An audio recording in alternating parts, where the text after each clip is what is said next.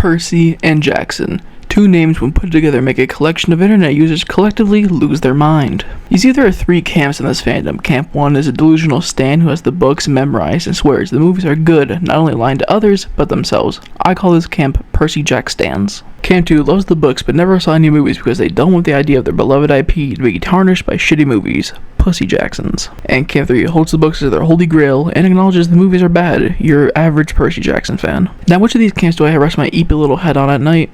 None of them. I have never finished a Percy Jackson book before, and I haven't read one since elementary school. I've never seen the movies before, can't name any characters beyond Percy, and I'm going into this review completely blind. I'm a Harry Potter fanboy, so I do troll Percy Jackson fans saying Harry Potter solos the universe and is way better when I really have no idea. Can this new series turn from a guy who has no clue about this IP into a Percy Jackson lover? Let's find out in my blind review of Percy Jackson and the Olympians.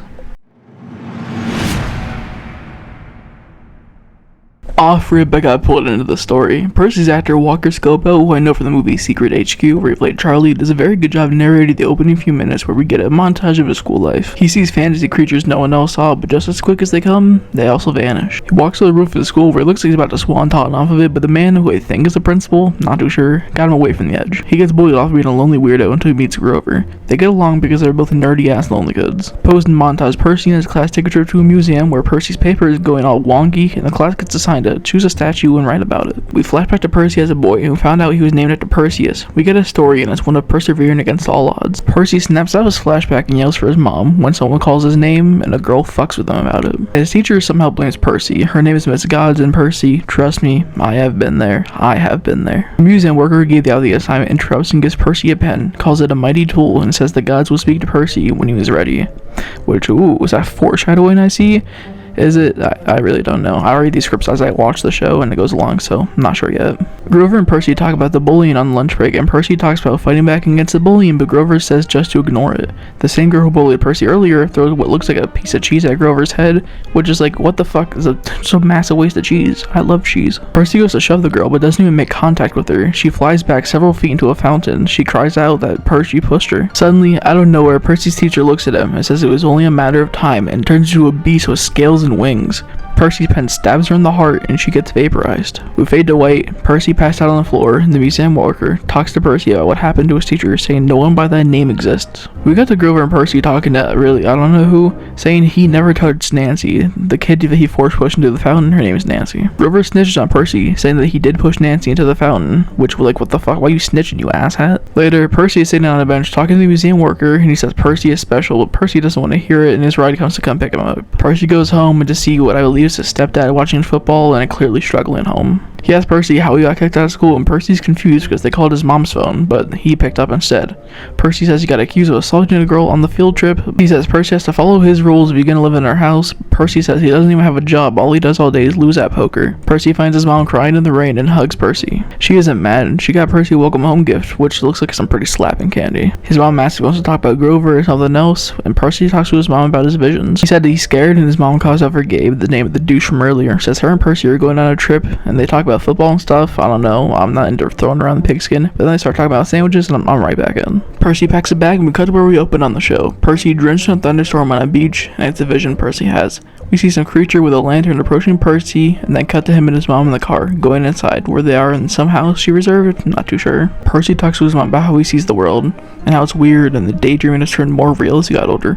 His mom asks what she said to him, what Percy never told her about the monster or what gender it was. She tells Percy they come to this cabin every year because it's where she met his dad. He was brave, noble, and she had never met a man like that before, and that he wasn't really a man at all. He was a god. Percy asks if she meant God like Jesus, which got a pretty good laugh out of me. Percy's mom says that Percy is a demigod, a half-blood if you will, which is not a Harry Potter reference. Harry, did you put your name in the god of the fire? Percy puts the pieces together, and that's what the visions were. Percy says something is wrong with his brain, that he's broken, there's no such thing as gods and demigods. When all of a sudden Grover shows up and says something is coming, and he's very panicked. Percy asks why Grover's feet is starting to go legs, and Grover tells him not to panic, and they all go into the car. Percy asks what Grover is, and Grover is a protector and a satyr, and his best friend. Grover reveals he saw some of the attacks, but the Demist kept it hidden. That wasn't supposed to keep him blind from the Demist. Dumbest? Bro, I don't know. The training cards they used to play with in the montage was actually training. Grover reveals he is 24 years old, the Minotaur attacks the car, and all hell lets loose, the car crashes. Grover slides out, help Percy and his mom out, and they're all okay, and they're continuing their way into the forest when they reach a boundary where Percy will be safe.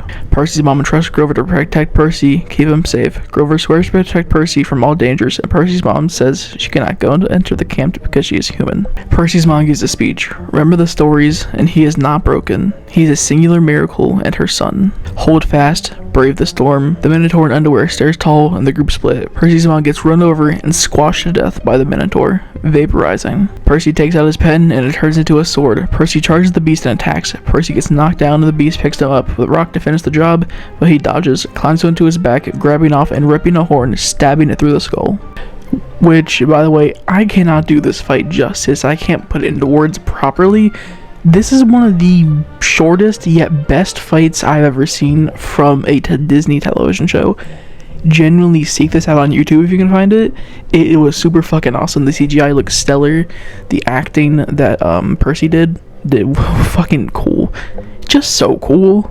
We get a similar scene to when Percy passed out of school, where everyone is surrounding him. Someone calls him the Chosen One, and we close episode 1 with a half man, a half horse, welcoming Percy to the camp. And that is season 1, episode 1 of Percy Jackson and the Olympians, titled I Accidentally Vaporized My Pre-Algebra Teacher. From someone who knows absolutely no clue about this entity, I really enjoyed this. The CGI was shockingly brilliant, the actors and actresses did a stellar job, the montage of the flashbacks were a nice addition, with giving us lore without slowing down the pace. A very solid 8.5 out of 10 to start off the show.